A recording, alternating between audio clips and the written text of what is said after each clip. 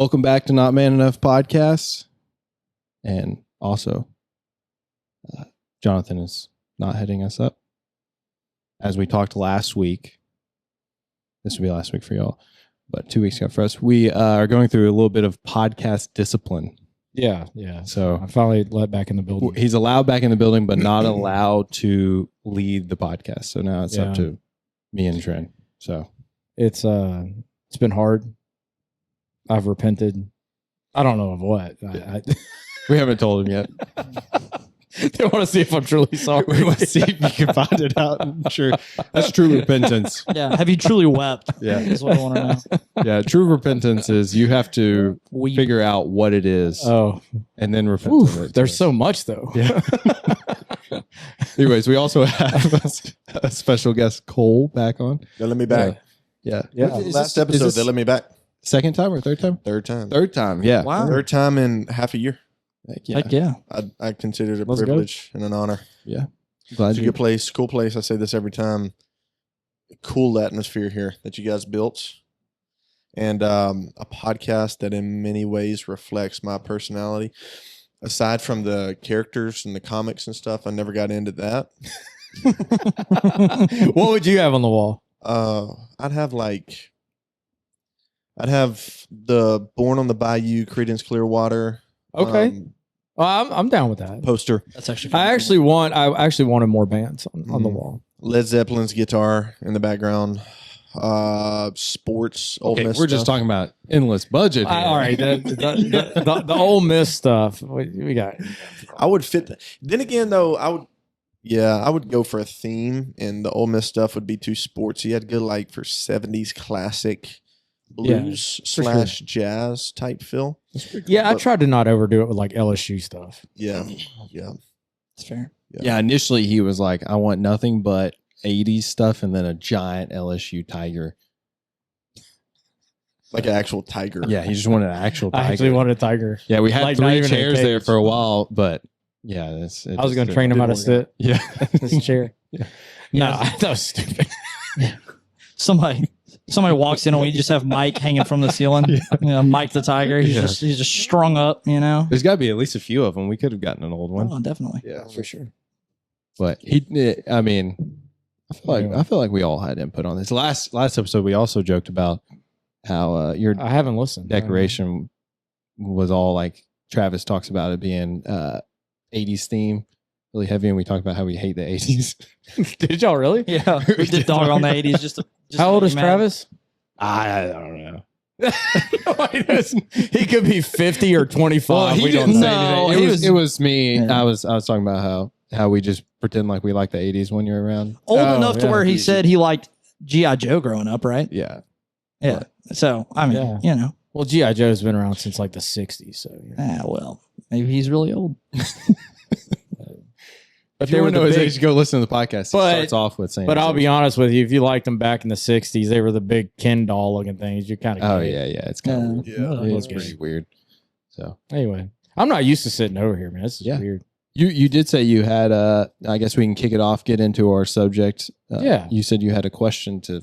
I do have a question. I want to know y'all's opinion. Have y'all been kind of keeping up with kind of like the craziness of like politics and stuff like that? Like, here's a question I have. You see stuff like what's going on, and like you got the guy in California. What's his name? Scott.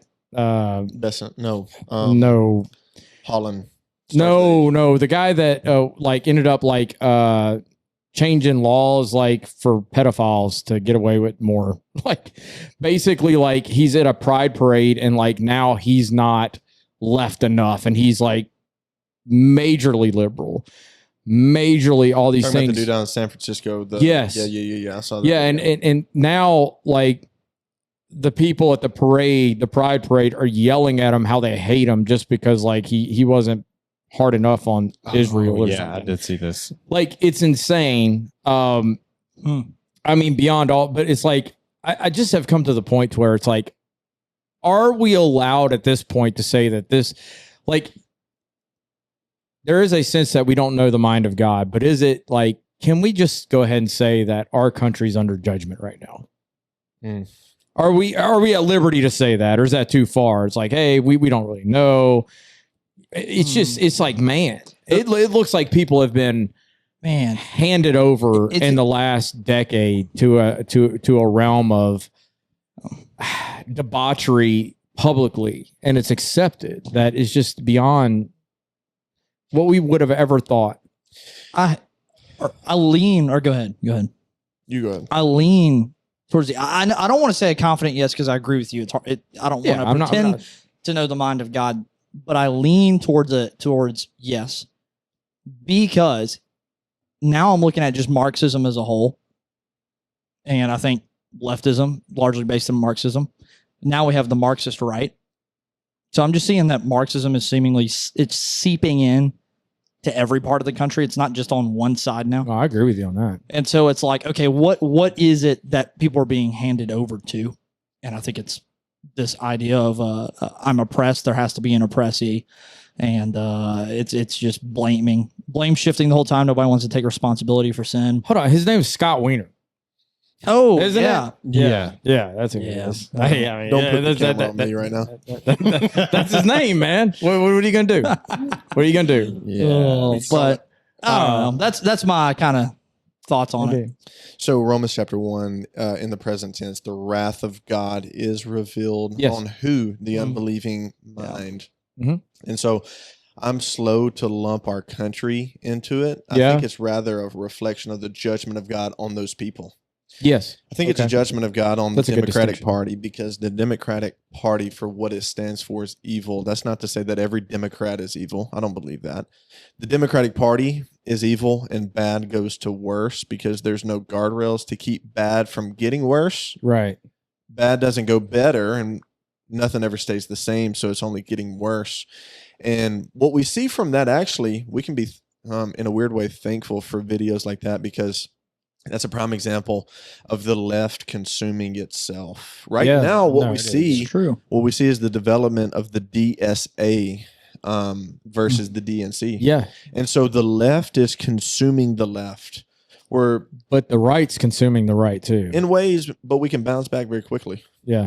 Because here's what we also do as Americans. We have TikTok politics, and the fact that our politics or the political stage that we're in lasts for 6 seconds, and then boom, we're on to the next reel. Boom, the next reel. Fact. Because if we look at the past 5 years, we actually have a lot of stunning wins.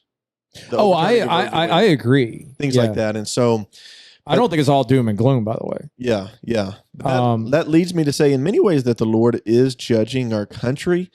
Does that mean that we're in a judgment stage? I don't know. It's hard to know, but we can see who he is judging. He's definitely judging the far left. I agree. I think that's a good distinction. I think that the issue is that so many more people in our country don't have foundations to their worldview. They can change it however they want, because they've forsaken God, even the idea of like a God that whereas like when this country was founded, even you go 50 years back and everybody pretty much had the same premise that yes, God exists, right? I mean, it's like they might not have been true believers, but they would say, yeah, I mean, obviously it's a Christian country.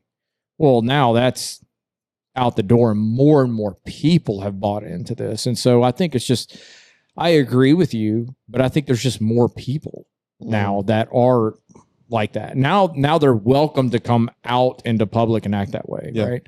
Yeah. Which will lead into our subject later on. Yeah. Sure. But that's another thing that will also lead into our subject is the thing called mob mentality. If you look at the start of that video, the guy's actually being pretty reasonable who's talking with Scott.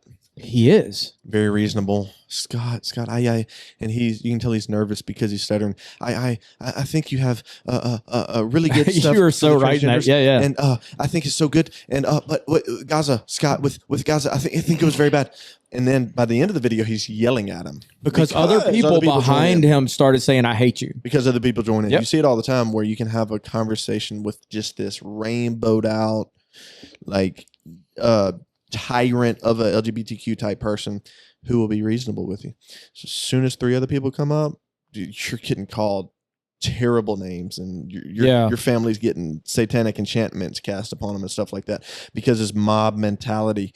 Like when you see the videos where as soon as the person throws the first punch, all of a sudden you see 30 punches being thrown on the same person, the whole group, and that is a sign of a debased mind. Like there's no reason. It's demonic, man. It's demonic. It truly is demonic.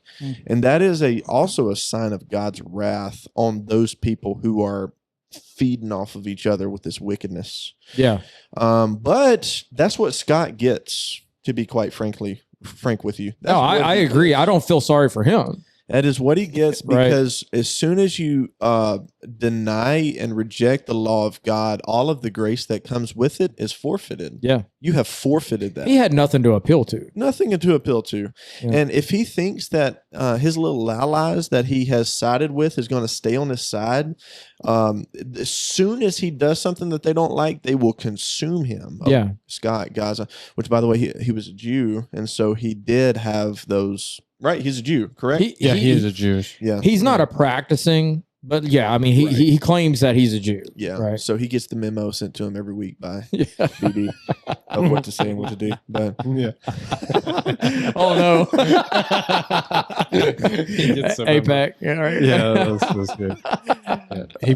I'm sure they don't. I'm just wondering, because, man, I mean, it's like, we used to, in this country, always think of, like, in back, like, growing up, it's like you almost question, it's like, man, does demonic possession really happen anymore and stuff? And I've seen some stuff throughout my life to where it's like, okay, that seems demonic. But it's like, now it's just out in the open.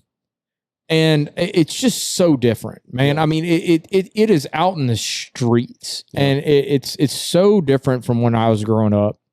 And I think it is demonic, and I think that we're actually, like, if you ever questioned if, like, demons or the spiritual reality exists, just look at these examples. And I mean, I don't see how you could accredit it to anything being that deceived and that handed over and that hateful. I just, man, and I know the depravity of man, don't get me wrong, but there seems to be just like what you said, that the mob mentality. What's behind that?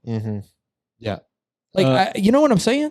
Like, one of the things I think of is as it's more accepted, people are more willing to, if you're kind of shamed for the behavior, like you go back, like you were saying, is there were people who thought this way and acted this way, but more discreetly and in private. Well, they knew they had to hide it. Yeah, that's what I'm saying. Is as it's more publicly accepted, I think it just feeds on itself in a sense, and grows to where it's just, then more things become publicly accepted, more things become publicly accepted, to the point where you have,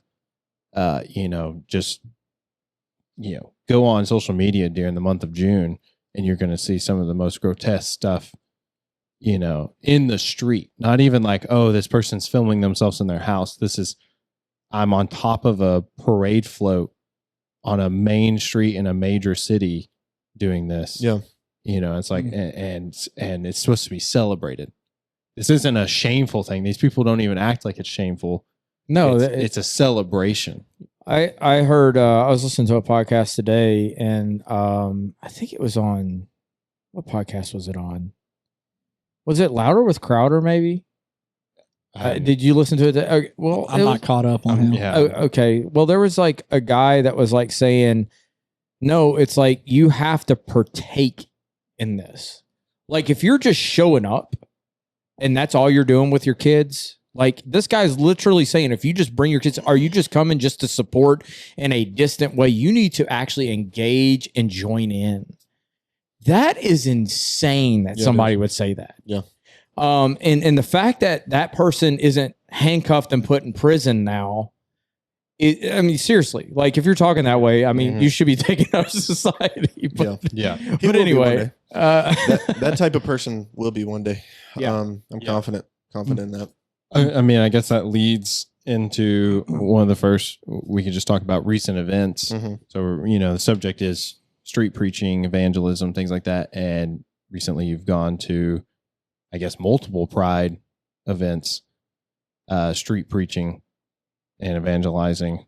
So, I mean, you've seen it up up close. It's like and in Arkansas, and in Arkansas, in what we would say is conservative, the Bible Belt of the Bible Belt, right? Yeah.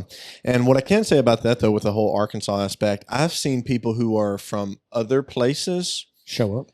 Who, so like a good friend from Las Vegas, you know how terrible Las Vegas could be, or another friend from California. They come to these things and they look at it and they're like, whoa, this looks like California all over again.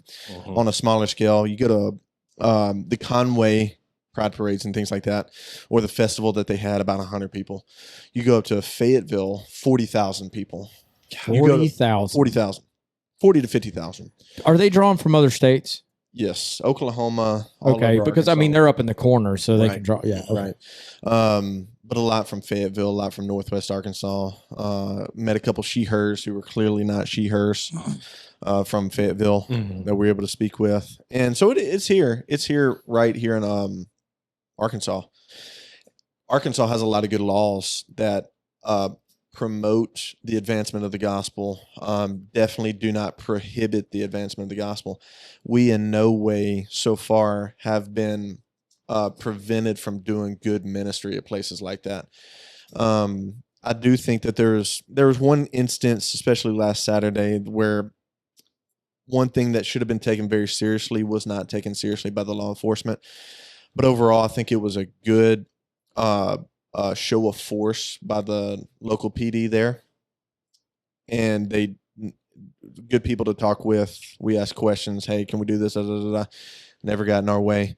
There have been times where, even, we've had the cops calling on us for silly reasons at like an abortion mill or something.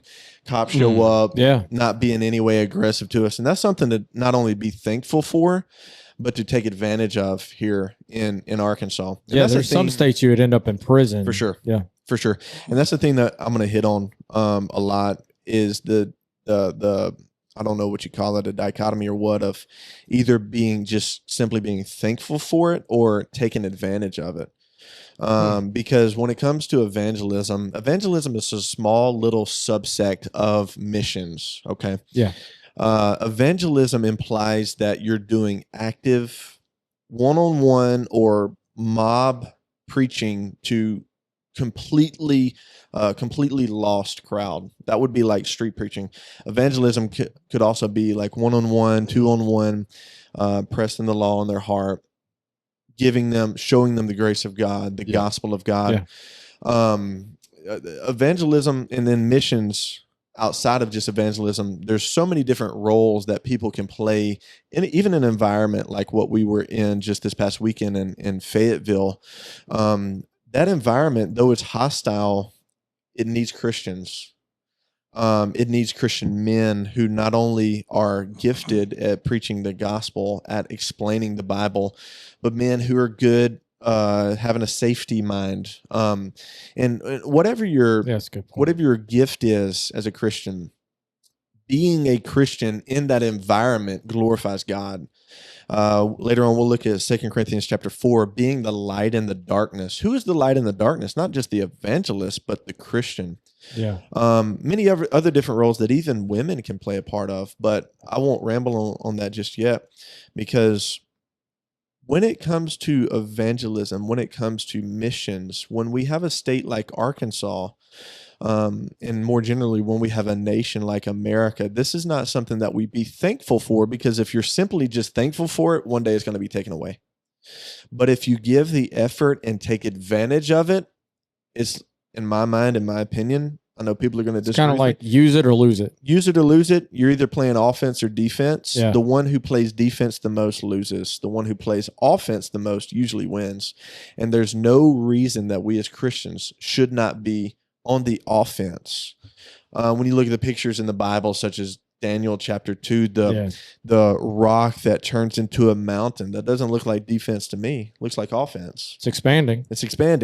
Right. And the other thing, though, and I'll say this last thing, then I'm going to stop there. I got questions. Okay. So go ahead. But what I'm going to try to do right now in just this little opening speech to talk about, the thing you're saying there, is that I don't want to be compartmentalized. Because one thing that Christians do that actually inhibits the growth of missions is compartmentalization. Oh, there's Cole. He's talking like a post-millennial, right? He sounds like post-millennialness there. Hey, just to be clear, you're not post-mill. Not a post-mill. Yeah, not at all. No, I know. Now I get invited to the post-mill barbecues, but I'm not a post-mill. Yeah. And so, but the same kind of the reason that I give the whole spiel on evangelism being just a small part of missions, you can't compartmentalize it. But I'll stop there, and I'll well, I think that is where I think that the reason why people probably think that you probably side with post mills in this way is because they're the most proactive. And I would say that, like, as you're an all mill, which, I mean, like, whatever. I mean, not that has everything to do with this, but it's like that shouldn't, like, we should be just as active. Like, you know what I'm saying? Like, in these areas. And so, just your view of separation of, like, okay, is this, you know, I guess the post mill is focused on, like, I tell you what, why don't you give us the distinction of that? Okay. The distinction between post mill and all mill. Yeah, and what your belief is and what post mill would say about that type of stuff. Okay, what my belief is and what a post mill would say about that. So I'm gonna oversimplify things for the sake of unnecessarily offending people. Right. Because I love doing that. I'm just kidding. I don't. You just don't mind. Post mills usually have thick skin. Yeah. They have to. I'll give you, instead of giving you like a short little mini lecture on just the general distinction between post mill and mill, I'll give you what I'm noticing and how the differences I'm seeing with post mills and mills. I'm having a harder time, honestly, with my own camp of mills, just because of the lack of effort that I see from mills. Honestly, I'll be blunt on that. What it seems like, so just speaking theologically, the hard time that I have with post mill is it seems like their eschatology ends at the beginning of the book of Revelation. I've never agreed with their interpretation on the book of Revelation because one thing is that post mills believe, they do believe that the kingdom will be advanced in such a way that all the enemies of Christ are defeated and then Christ returns. It's a Christianized world that he returns to. Right, that he returns to. Yes. And I can't go with that because of certain passages in the book of Revelation where at the very end of days, there is a battle between evil and God. And I've asked the question to post mills, okay, well, if we Christianize everything before the Lord returns, then how is there a battle between all the evil kings of the earth with Jesus Christ at the end? Plus, what do you do with all the persecution texts? Exactly. Like that if you seek to live a righteous life in this world, you will experience persecution. Exactly. Is that just for them? First century? Right. I mean, right? Or is it for us? Right. And that's when you start to get into the whole preterism, many things being fulfilled in AD 70, or even like a full preterist, Gary DeMar, which even the post mills would consider him a heretic. So I'm not going to straw man anything. Like everything was fulfilled, the new heavens, new earth, all of that. So the book of Revelation is actually like a fulfillment prophecy that we're reading. Okay. But not to ramble on too much about that because post mills like to fight and they're good at fighting and they'll come after me if I simplify too much even more. Well, being a partial preterist myself, you might be stepping on my toes. So anyway, go ahead. The problem that I have with amillennialists is that their eschatology doesn't begin until the first chapter of Revelation. So you see that crossover. Post mills make the mistake of letting all of their eschatological views be shaped by everything except Revelation. Amillennials, as it seems, and I get it, I'm oversimplifying. Somebody can easily come along and disagree. I'm going to oversimplify is just how it's You're broad brushing. Broad brushing intentionally. I understand that I'm broad brushing, but I'll explain why I see this and why I'm saying this. Amillennialists, in many ways, don't let their eschatology or their view of this current tribulation that we're in be shaped by anything other than the book of Revelation. And the reason that I say that is because when you start to try to advance the state or call the state to account, or see more law and order be pushed, or advance the kingdom, truly advance the kingdom over a certain place. Well, you don't really see that in Revelation, so, have you become a post-mill? No, actually. You're doing too much good. Yeah. Right. You're giving too much effort publicly. Yeah. It's not a matter of what Revelation 13 says. It's a matter of what Romans 13 says. And that's important. Oh, you're hitting the nail on the head. That's right important. Now. Yeah. I'm sorry, but thinking that my wife and children shouldn't be marauded by the incoming Islamic invasion is not a matter of eschatology. And I'm an Amil, but I don't want to see that happen. You know why? Because I want to see the sword upheld by the state. And we've made law and order a matter of eschatology. What do we as Amils mean by that? Well, if it's not found in Revelation as to how things pan out, then I don't know if I can go for that. I get it. I see Matt's face over there. People are going to be disagreeing with me. It is an interesting point you bring. Go ahead. Yeah. I was just going to say next to dispensationalists. Yeah. Well, I'm just no. Let me say this. Let me offend the dispensationalists real quick, okay? I was going to, but there's so many things. I'm about to offend the dispensationalists so badly here. I'm not bringing up the dispensationalists because I just don't see them anywhere. Oh, wow. Okay. That's what. Dude, that's well, funny. yeah. Okay. So here's what I would say. I do agree that people make it a eschatological. I can't even say that word right now. Eschatological. Thank you. Thing, and I just break it down to the most simple way of what we're commanded to be from Christ Himself. Mm-hmm.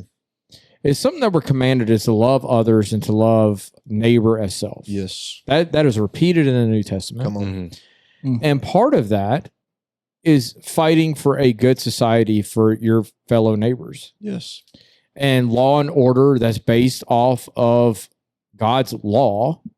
And what is encompassed in, I'm not talking about a not a theonomy. I'm not talking about that. You understand what I'm saying? Exactly but the foundations of it, of what the Ten Commandments encompasses, yes, is the foundation of how you love neighbor. And so, trying to fight for those things is loving your neighbor, voting in accord with that, fighting for those things that your government would uphold those standards is loving neighbor. Right. And so I don't know. Do you disagree with that? No, I don't disagree with that at all. And to your point, Jonathan, when you look at history, just history by and large, I do understand and believe that, as the Apostle Paul said, things going from bad to worse. And we see that in cases with people just like what we talked about. Yeah. But at the same time, you don't see the tribulation. You don't see throughout history just this utter defeat of light, this utter trampling of the church. And to the post-Mills point, you actually see it the opposite in many ways. You think of these small little people that were considered uneducated ending up taking over an empire. And I get that there was many heresies that crept in and things like that, because to the Amil's point, we can never get away from the tribulation. But at the same time, that does not mean that we are devolving as a society and as a world to utter chaos for several different theological reasons. But why is it that we did not descend into utter chaos? Because time and time again, if you look at 17th century United Kingdom, with the Scottish Covenanters, with the English Civil War, with Oliver Cromwell, with the overtaking and the overturning of the evils of King Charles I, with the overtaking of and undoing of King Charles II, with William of Orange, the 1689 freedom of the liberation. So the 4th century, where just after 303 to 311, the Diocletian era persecution, which was terrible. Right after that, you see glory days for Christians. And so many times, instead of seeing just an utter devolving into chaos and wickedness, we see light win. And why did that happen? Because men said, you know what? I'm tired of this. I'm standing for the glory of my King.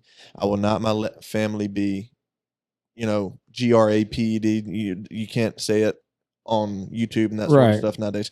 I'm not letting it happen. I'm standing for the glory of Christ and for the love of neighbor and the Lord using that. And I do, this brings up a good point, because I do find it bothersome that it's like, you make a statement like, I think abortion should be, the punishment for abortion should be punished as murder, because that's what it is. And it should be the death penalty. Mm-hmm. And then there's a lot of Christians who, you're starting to sound a little post-mill. And when I'm especially when I'm talking to men, I'm like, why are we acting like this? It's like, you're starting to sound a little post-mill. I'm like, that's not a post-mill thing. Right. It's just a biblical thing. Right.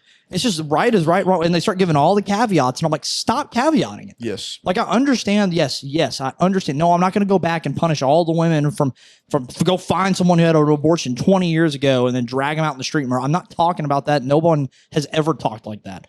I'm talking about moving forward. That's how it should be treated. Yes.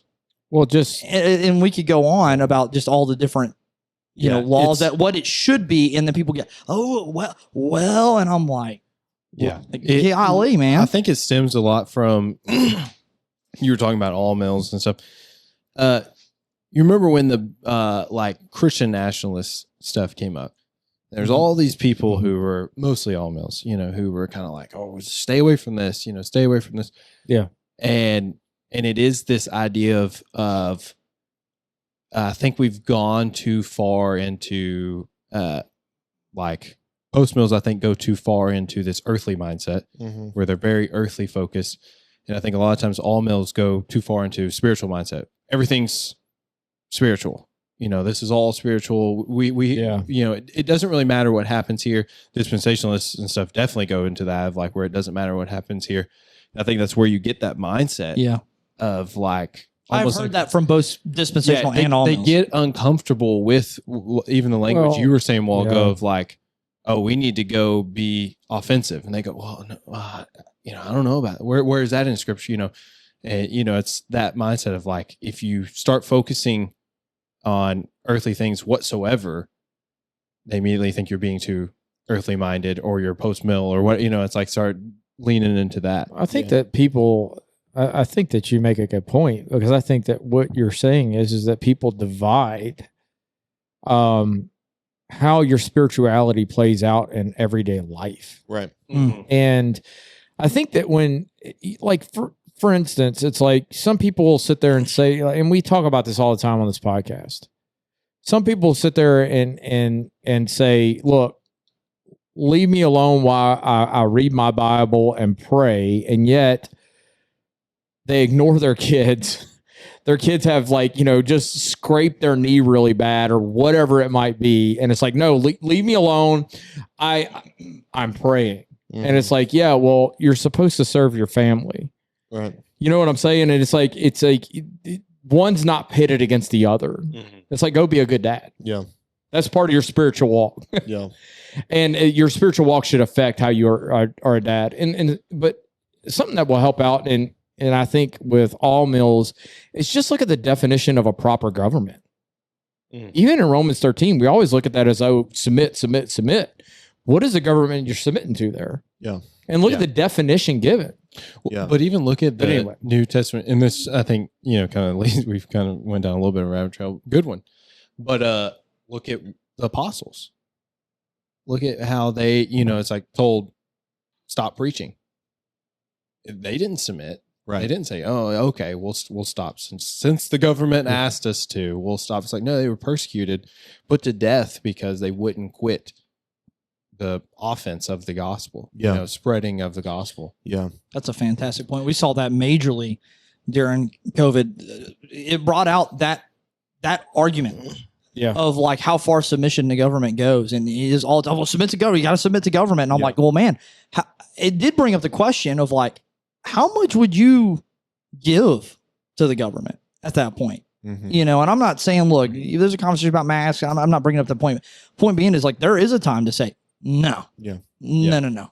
That's not what's especially in America, where we actually have a constitution. Absolutely. And we are, as citizens, we're supposed to call our government to the mat when they're going against the law of the land. Yeah. And so when we see the rights being violated, Paul did the same thing, by the way. And that's what blows my mind, is that people ignore the fact that Paul, when he was about to be beaten illegally, used the law of the land to say, you can't do this. Yeah. And then when they did beat him and he was held with the, when he was let out and he's staying at the prison guard's house, the guy that was over the prison, and his whole family's baptized, they come to him and they say, look, we want you to leave. And what does Paul say? He doesn't say, you know what? You're right. We're out of here. He actually says, nope, not until you come and say. He makes them come and make it right. Yeah.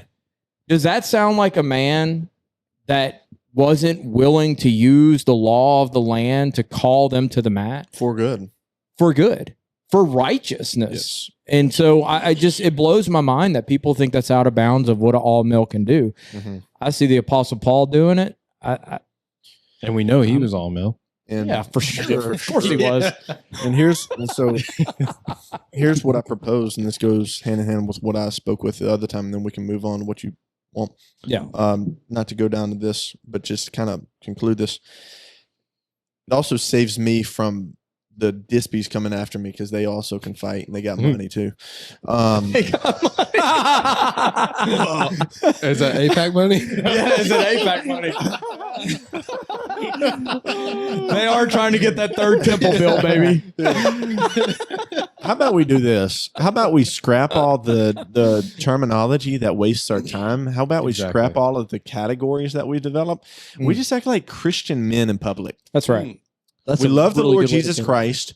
We want to see him glorified in the public. We will not put up with seeing him mocked in public. We won't put up with it. And we're going to love our neighbor. And because we don't put up with God being mocked, that is loving our neighbor. Because though they're against it, it will build a better life and a better culture for them. Yeah. What's wrong with that? Who's against that?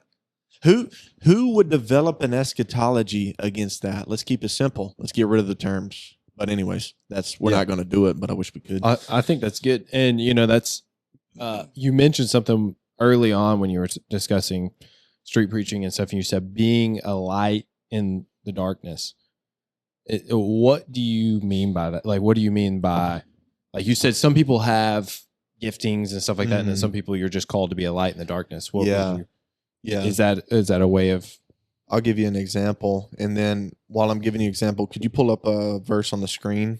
Because I have verses that come to my mind as where I'm getting this. So pull up 2 Corinthians chapter 4. But first off, you think of the verse we all know. You don't have to pull this one up. Matthew chapter 5. We are a city set out on a hill. We are the light of the world. We are the salt of the earth. In other words, we stand out.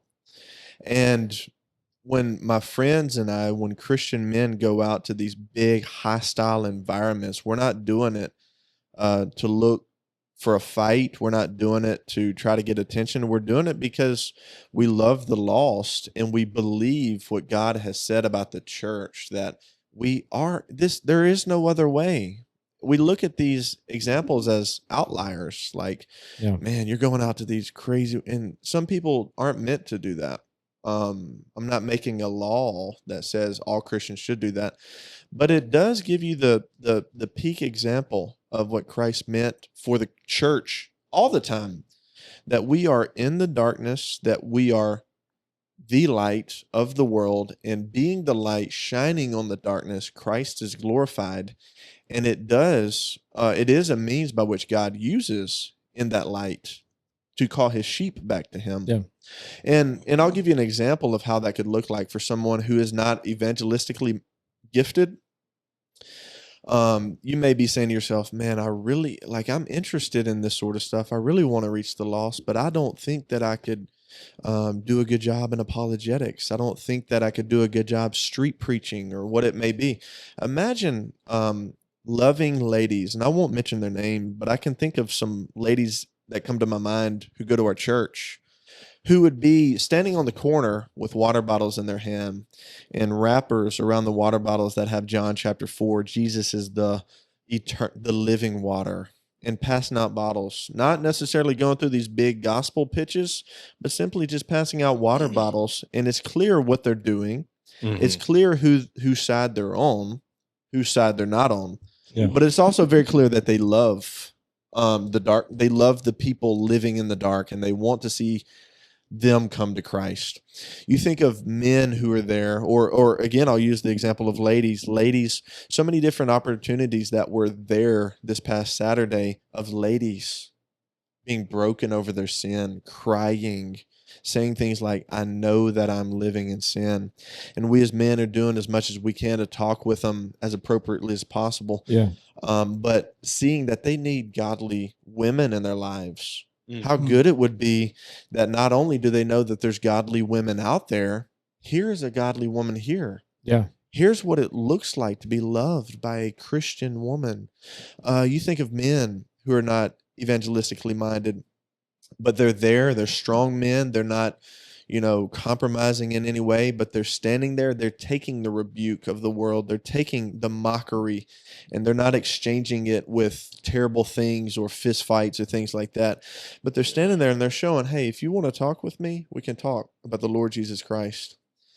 At the same time, though, making it clear, I am not okay with this pride parade.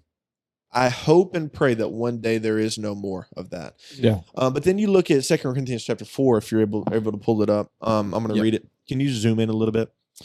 So there's the Roman road, and then there's also the 2 Corinthians road. The Roman road is the road we use as like an evangelistic method to lead someone to Christ. The 2 Corinthian road is to lead someone to participating in missions, to participating in evangelism. I'm skipping ahead because one of the best passages is 2 Corinthians chapter 2. But 2 Corinthians chapter 4 says this, therefore, having this ministry by the mercy of God, we do not lose heart, but we have renounced disgraceful, underhanded ways. We refuse to practice cunning or to tamper with God's word, but by the open statement of the truth, we would commend ourselves to everyone's conscience in the sight of God. But you may be thinking, oh, he's trying to just defend his apostleship there. Could you pull it back up one more time? He's not just defending his standing as apostle, because look at what it means. It shows you what he means in the very next verse when he says the words, commend ourselves. Here's what he means. Even if our gospel is veiled.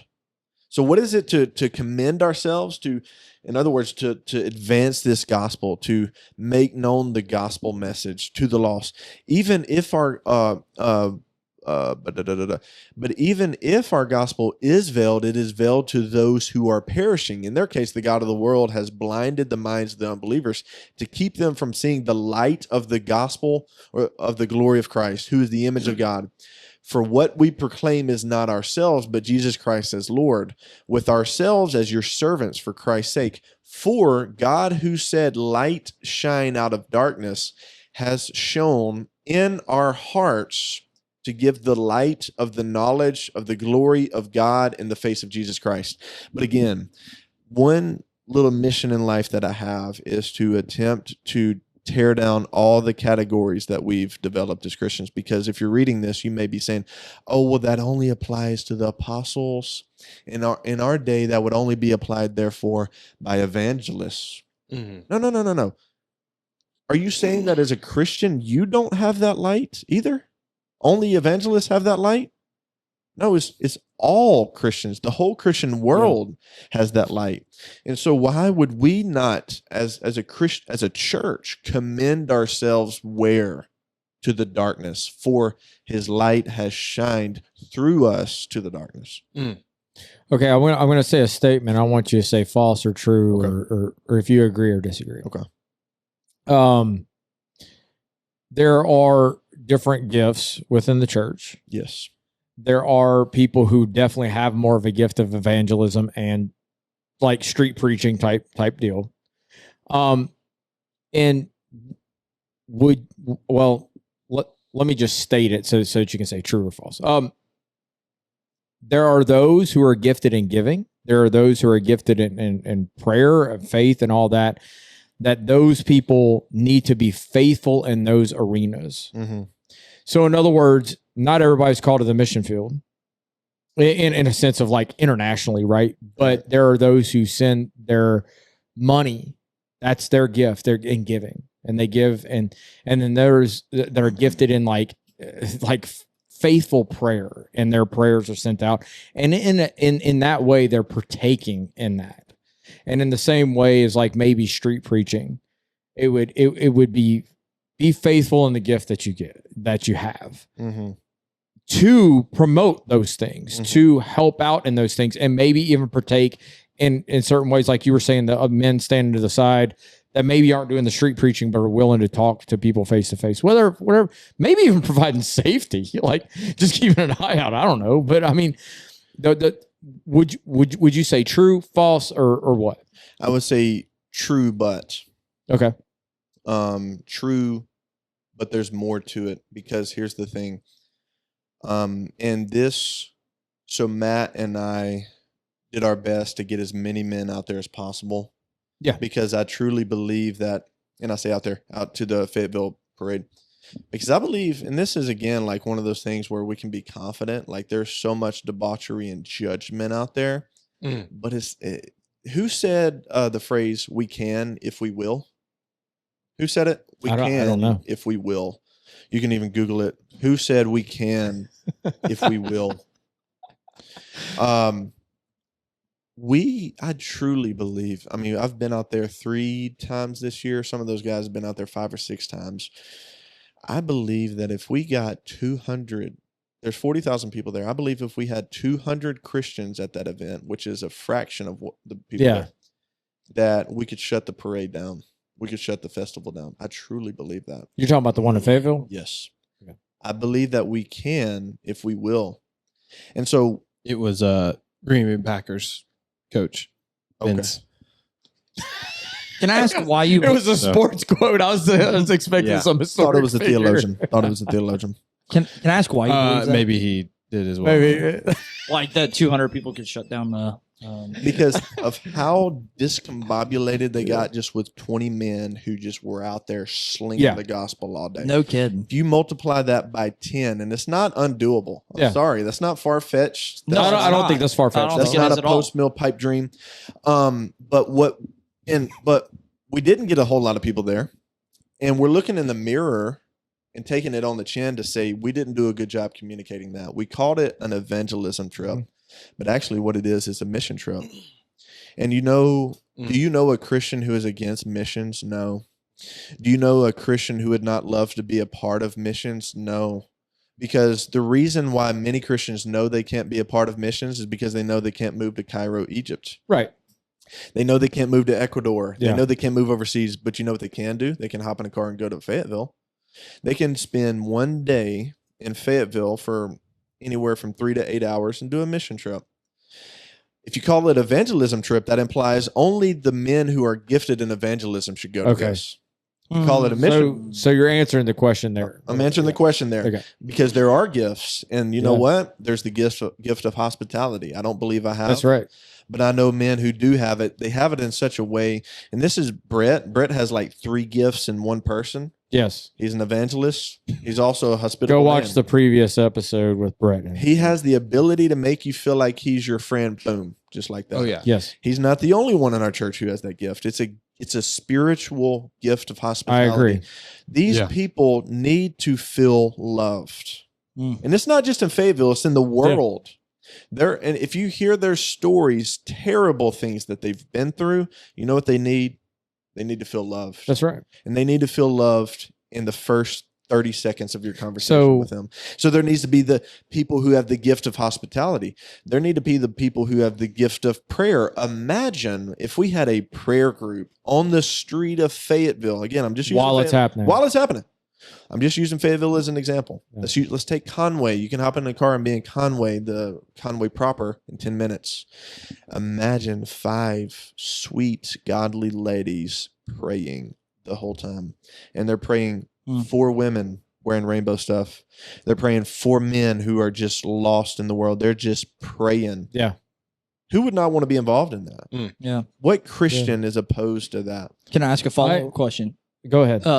How many conversations do you feel like were happening at the parade that were not screaming crazy, like sincere, genuine conversations?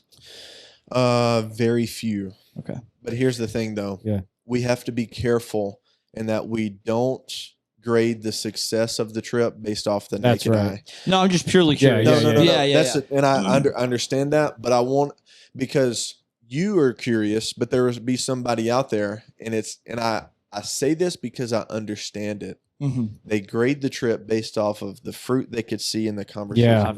Here's the problem, though. You're casting out the seed. You're casting out the seed, and there will be people, not if, but when there will be people there who were mocking us and saying horrible things, but because the word that they heard, it's just taking a little bit of time. It's going to enter their and the heart, way you reacted to them, and they will be born again. Yes, I think I like the way that you frame that. Going back to even the spiritual gifts, because I do think that people have. I think that sometimes we try and cram everybody into the same mold within the Christian church, and I don't think that's right. I think we try and pressure people to be what they're not. Right. Within the Christian church, like everybody needs to be all these things. Yes. And it's like, it's pretty clear in scripture that everybody's given gifts, and that all together we work together to go out and be the light. Right. And I like the way that you framed it though.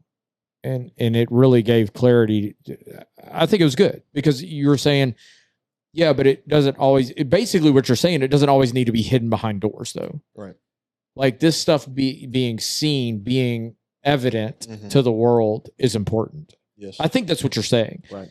And so it's like, yeah, your gift might be prayer. And look, the grandma praying at home for the success of the ministry, whatever, is great. Right.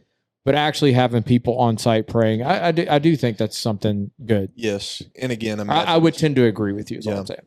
Let's hammer this point home. You imagine a mission trip, a long-term international missions trip. And we talked about this again the last episode.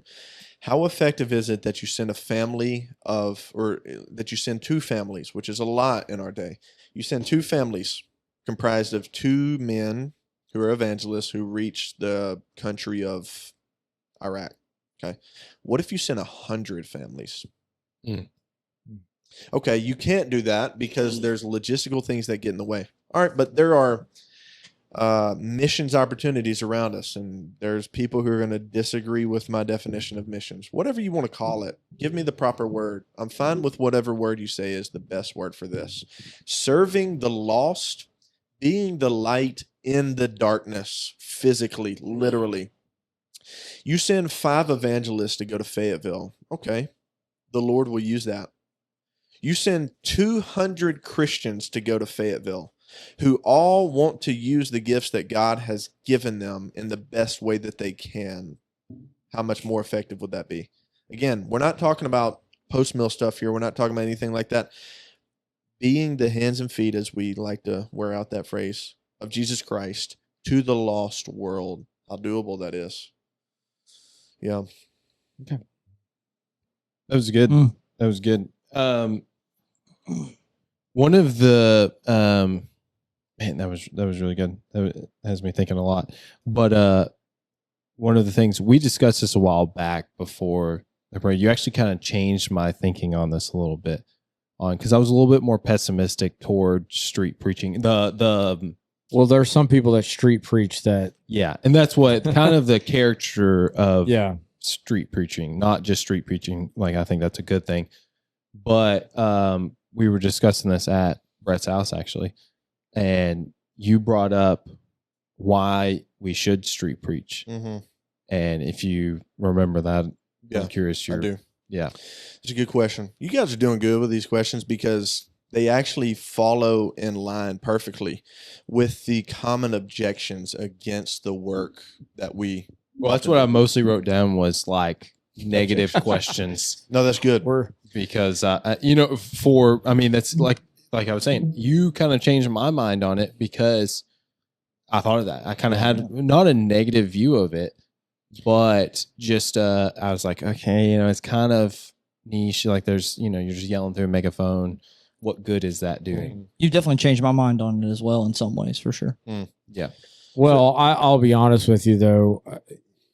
I agree that I've seen men that have been a poor example of what it should be. Mm-hmm. And so I have thought negatively of those, but I've never thought negatively of all of it. Yeah. I haven't either. And so That's what I mean. And so I've gotten bad impressions from certain men. But most of what you see though is kind of the hellfire and brimstone. Like I think I told you a story of I was like, I remember when I was in Nashville, I was like 18 or something. I was walking down the street and there's a guy on the sidewalk on Broadway. Saturday morning, this isn't like Saturday night when it's like people are actually partying. This is like families and stuff walking around. Probably a good percentage of them are Bible believing Christians, and this guy's just yelling, standing up on a 4-foot platform with a megaphone by himself, yelling at everybody, "You're going to hell." No love, no gospel really there, just judgment. And I remember walking by him and I kind of looked at him and he looked back at me and literally said, "You're going to hell." I was like, how do you know? That's what I thought. I was like, that's a poor representation of street preaching. Yeah. And so I would have told him, "Get behind me, Satan." Yeah. But that led into kind of our conversation at Brett's where you talked about the benefits of street preaching. Yeah. No, that's a good question. Because in those two questions back to back are the best questions to ask, especially at this time of the podcast, because the common two objections you get one way or the other when you invite someone to take part in this mission work, this short-term mission trip. Number one, I don't have the gift of evangelism. We talked about that. Yeah. Mm-hmm. Number two, what good does it do? How is it effective? Because I've seen understandable objections to certain types of street preaching. Who was it? What group was it out of Oklahoma who would hold up the picket fence that said God hates FAG? What was that church called? They were wild. Their whole it's like the left lived off of that for like 10 years. I don't. I know it's. Is it that bad? What is it? But is this the ones that showed up to like soldiers like their soldiers funerals and stuff? Yeah, awful. Oh, man, awful. terrible. So there you get that caricature. That's understandable that you'd be against that, okay? But then you have like and it's even in very conservative reform circles of what good does it do? You need to build a relationship with them first. Yada. Westboro Baptist. Yeah. Well, Westboro. That's it. Yeah. Westboro Baptist. Matt, could you pull up 2 Corinthians chapter 2? Because I want to show this verse also. This is the key. Don't switch text. This is the what you got on? I'm still on Westboro Baptist. It just is. Just. If you saw the Google search of what church was it that held signs that says "We say hate," nothing. He's actually on my computer right now. I just didn't want just plastered the to say FAG across the because see how YouTube likes that. We tend to look at things like evangelism, things like being persuasive to the lost and stuff, in a even as Calvinists, even as people who believe that the Lord will do what He does, He will choose, He will save whom He has chosen from the foundation of the world. We tend to revert to carnal means, fleshly means, putting all the stock in the good conversation. Was it a good conversation? How did they seem to take your ability to connect? Your ability to connect. Yeah. Did you build a relationship? Hand them a hot dog first and then a water. I've heard it all, and you hear it in every circle. But here is the prime text for street preaching, because I love it. I love when men do it. It's biblical. It glorifies God. Scroll down a little bit. Keep going. Yeah, there we go. So starting verse 14, would you scroll down a little bit more? But thanks be to God, who in Christ always leads us in triumphal procession. You hear this text preached and the pastor hones in on triumphal procession. In the Romans, when they came in, they had a procession that was awesome, and that's so true. He always gives us victory. We are always triumphing. We're always winning. So how is it effective? You're always effective as a Christian when you're doing what God has given you to do. We're not losing here. We are winning. Well, I agree here. with that. We are winning here. And there's the verse. leads us in triumphal procession, and through us spreads the fragrance. What is the fragrance? Of the knowledge of Christ everywhere. Yeah. Verse 15. For we, Christians, are the aroma of Christ to God. Okay, so what is God doing through us in street preaching? He is using us to spread the fragrance of the knowledge of Jesus Christ to everyone, everywhere. Okay, so when you are street preaching, you are doing something that is, in a way, Old Testament sacrificial to God. Yeah. And so street preaching goes up to the heavens. The Lord smells it and he says, I'm pleased with that. And what is that aroma? What is that fragrance? What is the advancement of that knowledge through street preaching doing? Because to the person who says, well, it's just not that effective. Says who? It's effective to both the elect and the non-elect. You can't get more effective than that. It's effective to do what? For we are the aroma of Christ to God among those who are being saved, the elect, and among those who are perishing. Yeah. To one, a fragrance from death to death. To the other, a fragrance from life to life. So when the man grabs the Bible, he grabs the mic, he's around 100 people, they're all making fun of him. There's several that I think it's a good thing the street preacher doesn't know who's receiving that message at the time. To people who are even receiving it also, not mocking. He's preaching. And you walk up to it and you say, man, how could that be doing anything? Look at him. Look at him making fun of him right now. First off, you don't know what that's actually doing to that man's heart. Even to the man who's mocking him. That's true. You don't know what it's doing to his heart. Yeah, mob mentality. He's looking at his friends. He might see your reaction to that and say, see Christ in it. Exactly. Yeah. Go ahead. And even if it's not doing anything in his soul at that point, that message that he heard could strike him, boom, 5 years later. But it doesn't matter. Even if it's not doing anything to his soul for salvific purposes, it is leading him to his death. And on the day of judgment, that message will say, I told you so. It is always working for the glory of God. Always. This isn't just applicable to street preaching, though. Correct. This is everything in the Christian life. Yes. This is the mom raising her kids and feeling like she's not, like, why am I doing this? My kids don't seem to respond to this. It's the dad that sits down and teaches his kids the things of the Lord. All these things, it's applicable across the Christian life. So you're just applying it to street preaching, which I agree. We're not responsible for the outcome. That doesn't, just like you said at the beginning, that doesn't define success. Yes. What we see. The bottom line is we're called to do certain things. We do it, and the outcome, it is effective. Yes. Because we're doing what the Lord has called us to do. And I agree. Evangelism's part of it. You know, whether it's street preaching or whatever. But anyway, I just wanted to. Yeah, and then exactly to that, which goes to a point of what I'm saying even more, missions. Even if you don't have the gift of evangelism, which the man who is the street preacher, man, what a pleasing thing it is to God, because he's spreading the knowledge of Christ. To who, first and foremost? To God. And God is pleased with that. Among who? Those who are being saved and those who are perishing.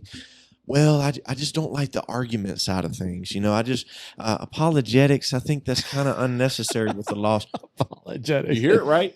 I do. You know, I do think there's a wrong side of apologetics. For sure. But I don't think you can kick it all out either. 2 Corinthians chapter 10. Could you pull that one up for me? Man, it's so cool that you guys can pull this up on the screen here.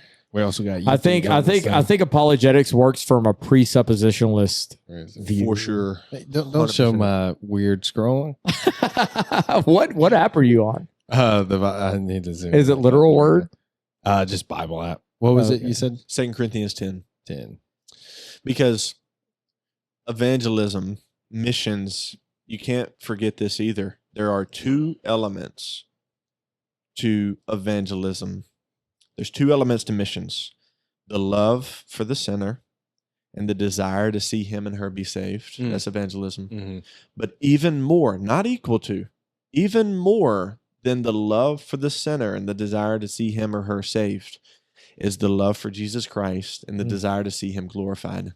That is the reason Christians live. The reasons Christians live is not to see other people be saved. We want that, and that's a mission that God has given us. But our whole purpose in life, everything in our life is about the glory of Jesus Christ, everything. And so when we see this, Paul defending his ministry, a little too simplistic of a heading there, but that's fine, whatever. So that wasn't inspired anyway. yeah. Shout out to Crossway or NIV. I, Paul, myself, entreat you by the meekness and gentleness of Christ. I, who am humble and face to face with you, but am bold towards you when I am away. I beg of you, that when I am present, I may not have to show boldness with such confidence as I count on showing against some of those who suspect us of walking according to the flesh. For though we walk in the flesh, we are waging war according to the flesh. The Christian life is war. Evangelism is war. Short-term missions is war. Now tell me what man is not fired up hearing about that. Yeah. When you talk about going to war for the glory of God, and it's not a worldly war. It's not a fleshly war. It's a war where the enemies of Christ we love because he loves. The enemies of Christ will be defeated either physically on the day of judgment or will be defeated by Christ converting them, and giving them the new heart. What does get fired up, guys? Come on, for the weapons of our warfare. He trains our hands for war. Psalm 144. Are not of the flesh, but have divine power to destroy strongholds. We destroy arguments and every lofty opinion raised against the knowledge of God. There you go again. Yeah. When we spread that knowledge, we're a pleasing aroma. They're street preaching in a way. And take every thought captive to obey Christ. So what is it? There are worldviews, there are arguments, there are lofty, boastful, proud opinions raised up in this world against Jesus Christ. And as we go on mission as a Christian, we're destroying those, tearing those down to build it back up with the grace of God and the gospel. I think that what's the text where it talks about the love of the Lord being poured out into our hearts, and so that is why we love others. I don't know. I mean, I'm First John. I am not quoting that correctly, but essentially, it's like because the love of the Lord has been poured out into your heart, that's why you have love to give to others. Maybe even Romans 5 too. Yeah. I'm totally butchering that. So yeah, but it is the concept of the reason why I do think it's honoring the Lord and showing your love for Christ when you love others. Amen. And how do we love others? I mean, well, you got to put it in different contexts. You got to put it in the context of what it looks like in your family. You got to put it in the context of what it looks like in the church. That's different. And then you have to put it in the context of the world. How does a Christian interact with the world? And I don't know if you agree with that, but it's all different interactions because your family, you're head of your family as a man. And so that's different. In church, you're brothers and sisters. You're in communion with each other in Christ. You're all in Christ. Maybe not in the visible church, but whatever. Not getting into all that. But anyway, but when you go out into the world, that's a different thing. It is. And so, but I do agree with you that the reason why we do anything and the reason why we do street preaching or evangelism or any of it is because our love for Christ. Ultimately, it comes from that. Because he's loved me, I love him, and this is what you do. This is what I do to honor him. His name to be proclaimed to these people, that they might be saved. Yep. But anyway, I don't know if you agree with that. Or no, I do agree with that. Yep. Everybody just looks at me. Yeah. I mean, we've hit most of my questions. that I had written. One, you've kind of touched on it a little bit. I am curious. The question I just wrote down was women's role in evangelism, street preaching. So I saw just quick note on that. I saw a post the other day. I'm kind of curious your thoughts on this too. And it said, remember, mothers, every day you're evangelizing. Like your children are the souls you evangelize every day. Like, remember that. And it wasn't speaking of like street preaching, anything like that. You know, it wasn't like saying do this over this. It was just saying that. So I just curious your opinion overall of do you think that's a legit thing of saying that is a form of evangelism, the woman in the home, within the home? Yeah. And then what is the role outside of the home? Mm-hmm.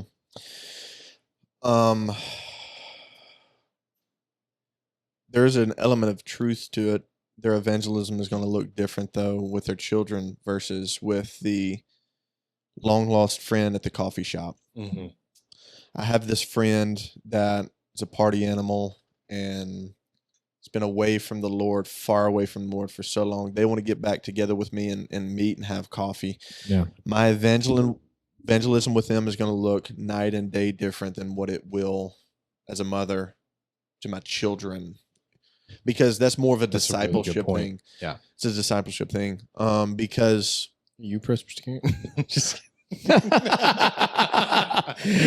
just baptize your babies while you're at it. No, I'm just kidding. Because that's a good point, though. With evangelism, it doesn't look the same in any given conversation. In fact, it's like snowflakes. They all look different.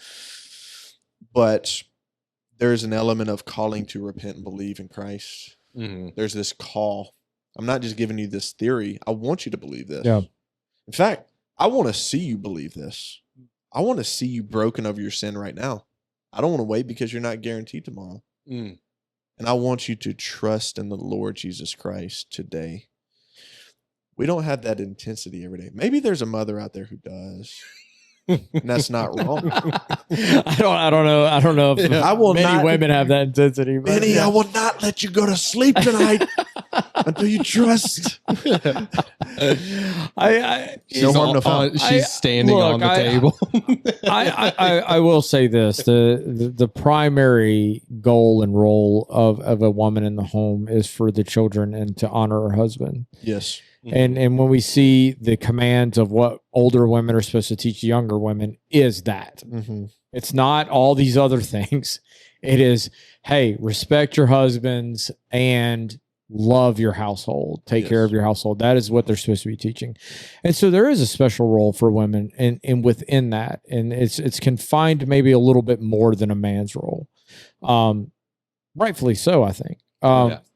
I think that's a good distinction, though. But at the same time, like you said, a friend at the coffee shop, meeting. You know, my wife has a friend that she talks to every once in a while. Thinks she's a Christian, but she believes in all sorts of pagan things, and I'm like, and she's, you know, she always tries to, you know, speak truth to her, the scripturally truth, you know, not what people would say. I got my truth, but not that, but you know.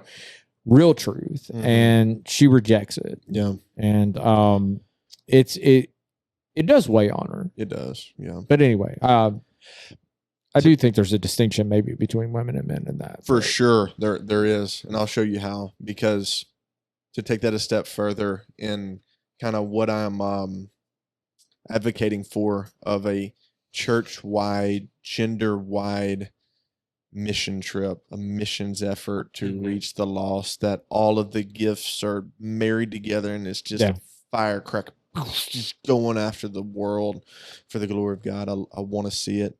I hope to see it. There is an element of evangelism that women can have with other women for sure. However, in an environment like what we find ourselves in Fayetteville, going to the abortion mill, it takes a special woman to do that evangelism thing. I wouldn't want my wife there. I'll be honest with you. I wouldn't want my wife there either to do evangelism. Now, again, I want you to hear me out, because there's ways that the church can put its brain together and use those same weaker vessel women. All women are weaker vessels, but the women who just shouldn't be boots on the ground to reach the lost. Because just to give you kind of a quick picture of what we do and what we are building is what we did Saturday, I think, is a good form. We spent the first 5 hours doing 2-on-1, two on group evangelism, where we have either 2 or 3 guys who go reach groups or single people. Then for an hour, we sang hymns loudly. We sing. Now, you want to talk about the song "Come Ye Sinner," singing it in church? It's a different feel when you sing it to the public sphere. You're truly telling them, "Come ye sinner, poor and needy, weak and wounded, sick and sore. Jesus ready stands to save you, full of pity, love, and power." There's going to be many women who want to do that and should want to do that, because that is them singing an evangelistic hymn. They can't evangelize. Right. They can't take the direct mockery of the world, but looking around and knowing that they're protected by men who were there to be safety members, security guys. They know I'm protected. I'm guarded. I want to worship my Lord in the world, in public, for them to see my love for him, but also for them to hear the words and be saved. But there are gonna be women who are outliers, and it's not like, now there's a difference though between evangelism and street preaching. There's a difference between for sure standing on the corner, opening the Bible and exegeting a text, calling sinners to be saved, versus women in groups going around, walking the street, finding other ladies that they can talk with, who are gifted in a way where they can take the onslaughts of the world, the wicked words that are going to enter their ears, and then still stand and be persuasive and point them to the gospel. But there's going to be a lot of, especially young ladies, who their role in missions is missions from afar, praying for the team that goes out. That's right. And focusing on their children, because that's what their focus is. Yeah. The children. But that goes back to those who have been given all these different gifts. I mean, and it's like, I really do think that there are those who are being given the gift of like giving, and they give to harm to themselves. They give to all these mission trips and everything else. And then there's these prayer warriors that we'll never know of until the other side of heaven, like when we get to glory. And I think that there's older women that are praying for all these things and stuff. It's just, everybody do your part, right? I mean, it's like, and again, we don't need to use that to be weak, and we don't need to use that as an excuse to not do what we should do. And I think that's what you're pointing at. And quite frankly, it makes me kind of, really view my thoughts on it. Like, okay, am I being active enough? But it is. It's like, it's not an excuse, but operate within the gifting that you have. I'm just talking right now, but it's like this is my opinion. But like, operate within the gifts that you have, support where you can support, but also don't be ashamed. Right. Don't let fear override what you can do. Yeah. Yeah. But anyway, a good way to pray on that is that, again, right now, but I say this with confidence and with hope, because right now there are not nearly enough people, especially men. I'm thinking again church-wide, but especially honing in on men. Not enough men applying the diverse gifts to the men of the church. Agreed. Who are going and applying those gifts on the field. Because if this, and it is, but if it is just a matter of gifting, and only those who are gifted in this particular thing in a very precise way, then there is a judgment on the American church, because there's a lack of gifts from what I'm seeing. There's a lack of gifts applied to the public sphere of reaching the lost. Because let's say that they're, and I'll give you an example. You take the Conway festival that was had Saturday before last. There's 176 churches in Conway. And you know what will smack you on the face is that the festival was held right across the street from a church. Yeah. Not a single person from that church was there. In fact, I saw a worship leader, a former worship leader of the same church, who went across to the dark side and took part in the festivities of the world. Worship leader gone to the world. And so that's, if there were, let's say God has given one evangelist, and this sort of work is only for evangelists, and I don't hold that view. I think it's for all the gifts of the church. Mm-hmm. Let's say, though, I'm wrong, and it's just for the evangelists. Well, there were 8 Christians out there. Yeah, and you're talking about out of all the churches. Out of all the churches, yeah, there could be 100. If there were 176 Christians at that festival, yeah, it would be too drowned out with light for them to carry on with the festival. They would be too discouraged to even try to plan it next year. It'd be done. So what you're saying is that even if you have the view that just, hey, there's certain people with the evangelist, which I do hold to, that there are men that actually, I mean, I think scripture does say that there are evangelists, gifts to the church, evangelists, there are preachers and teachers. Mm-hmm. Not everybody's a preacher, not everybody's a teacher, not everybody's an evangelist. But that doesn't mean you just sit on the sideline either. Right. And so what you're saying is, well, obviously, either you're saying that we don't have any of these gifts locally, or men aren't operating as they should in it. And I would agree with you. There you go. I'm on board with you on that. Although I think we see eye to eye mostly, but I haven't heard anything from you that I disagree. Right. And so I can't say the same for myself. No, I think I agree with everything as far as the way you're laying it out. Yeah. No, I mean that makes sense. I mean, if you're going to say that, well, these people, well, Christ is giving gifts to the church. Yeah. And there's these gifts that are supposed to exist, but yet you don't have anybody showing up. Right. Well, then where are these gifts? Yes. Yeah, right? Exactly. Exactly. That's it. And just to give a quick summary, just to recap everything that the both of us are saying, because there's kind of 2 views here. I want to, and views that are complementary to one another. I want to be abundantly clear on my view and my desire. I desire to make these events not an evangelistic trip, a mission trip. A missions trip that the whole church wants to be involved in, to where it multiplies and maximizes the amount of boots on the ground among the whole church. And then those who can't go and shouldn't go are praying for the church and the mission trip that is. But even if you take this exclusivist, no, that sort of environment should be held for just evangelists. Even if that is the case, right now, there's an imbalance. There's 8 ratio. People like you had, right? Out of 176 churches in Conway alone, who could take a 10-minute trip to get here, boom, there are 8 people. Yeah. And what that is, if we talk about judgment, that could be the judgment of God, not upon the world, but upon the church in Arkansas.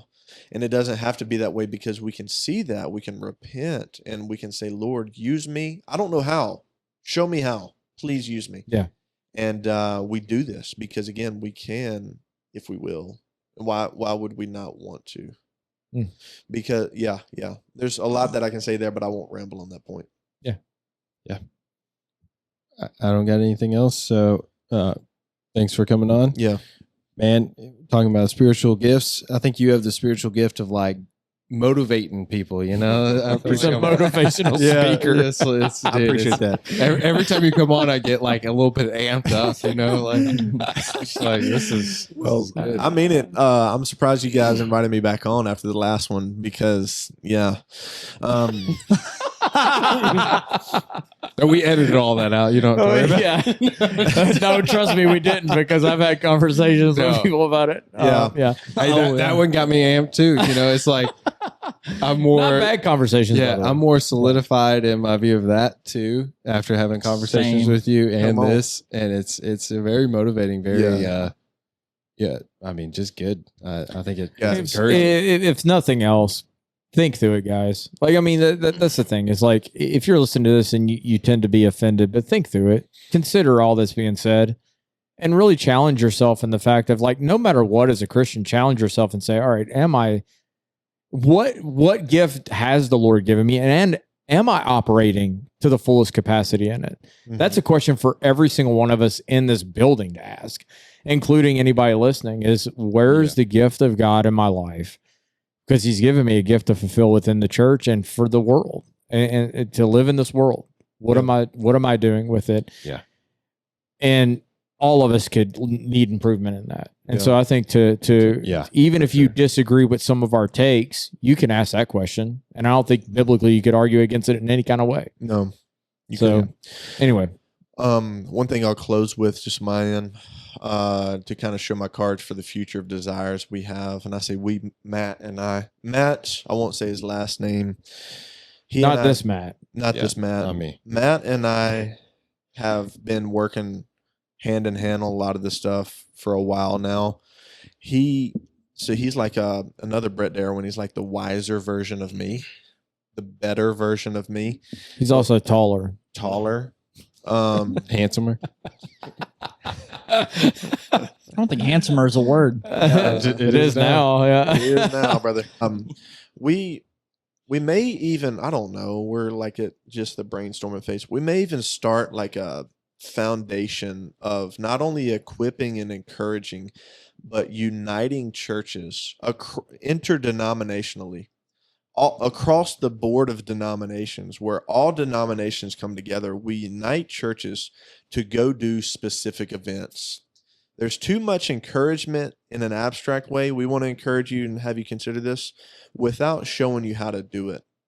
And we want to encourage, equip, and show churches how and what to do together. Yeah. And in one way we're going to do that is, I'm just saying it now to hold myself accountable. We're thinking about taking a trip in the spring of 2027 to Dearborn, Michigan. If you think of Dearborn, Michigan, that's Muslim country, isn't it? Muslim country. Yeah. Be about 13 hours away.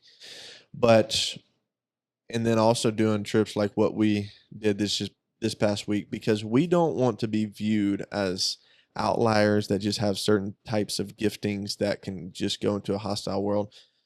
We do want to see the church be a city set out on the hill in the public sphere for the glory of Christ. And there's so many ways that people who are not involved and don't know how to be involved can be involved and be effective. And again, there's a lot we as a church together can do. But by the way, when he says across all the denominations, he is talking about Protestants. For sure. Yeah, that's a good point. I just wanted to clarify, just in case somebody was wondering, are you talking about Roman Catholics? Yeah. No. And because we've been so, tunnel vision in our view, well, there's either Christians or not. You either hold to the gospel and are holding to it firmly, or you're an anathematized apostate. Mm-hmm. Yes. Galatians chapter 1. I'm not talking about the anathematized apostates. I'm talking about the Christians who have the gospel. Although they might have different views on different things. But the gospel's there. If you are a Christian, I can speak for all of us here. We love you. You have the gospel. You've been entrusted with it to guard it, but also to advance it. And that's what we need to do. We need to snap out of our spiritual slumber that we are in our day. And we will snap out of our slumber, and we'll do many good things together as the church. Yep. Closing question is sharing this podcast a form of evangelism? Well, I'm the part I'm worried about is my rich dispensational friends getting super mad. So you mean my wife? After you talk about all the denominations being brought in, and you're dogging on like a. Hey, we love you too, dispensationalists. We do. Yeah, quite literally for me. Actually. I love dispensation. Yeah.